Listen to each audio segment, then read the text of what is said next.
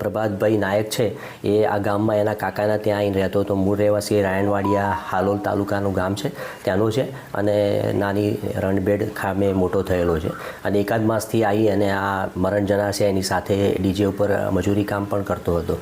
અને એણે આ ગામમાં એક રિસાઈને બેસેલી હતી એક બાઈ હંસાબેન, તેના સાથે સંબંધ બાંધવા માટે એને પ્રપોઝ કર્યું હતું, પણ હંસાએ તેનો ઇન્કાર કરી દેતા આ હિસાબે એવું માની લીધેલું કે મને આ હંસાએ એટલે ઇન્કાર કરેલ છે કે હંસા આ સુરેશ સાથે સંબંધ ધરાવે છે.